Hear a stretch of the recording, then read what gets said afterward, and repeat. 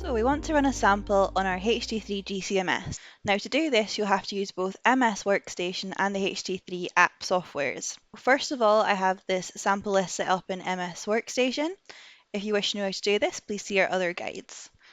I have a blank and a sample ready to go. I have one of each, and most importantly, I have in my injector used column, I have the set to manual. For any Headspace injection, you will need to have this set to manual. So I'm happy with my sample list in MS Workstation, so I will go to the HT3 app, and here I will have a schedule ready to go as well. So I have an active schedule, as you can see here. It has been sent to my instrument, so I have the schedule matches, and the method is what I want to use. I have two vials. It is important to make sure that the vial number in your schedule matches the amount of samples in your sample list on MS Workstation. So I have a schedule and a sample list set up in my softwares, so I'm ready to begin. So now what I will do is I will go to MS Workstation, I will go to my recalc list, make sure that is what I want it to be, press OK.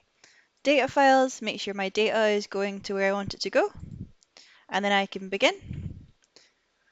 Make sure that's the instrument I'm using, that's me, OK. And then this is the method I'm using, so just ensure this is the right method for whichever analysis you're conducting. And then I can press OK. So now we can see the method is downloading, the MS is ready to go, and we're just waiting on the GC. And if you look at this line up here, it says GCMS not ready.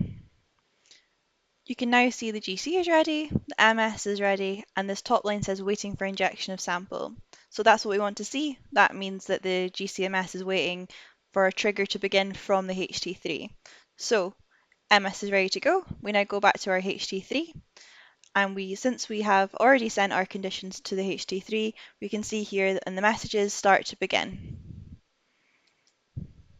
Press start, and then we can now see that all the messages from our HT3 are going to appear on the right hand side under this unit status, so we can see what is going on with the HT3. Waiting on the GC to be ready, and now the sample is beginning to inject. So if we go back to MS Workstation, we can now see that the GC and MS have both say running, and it says running at this top line.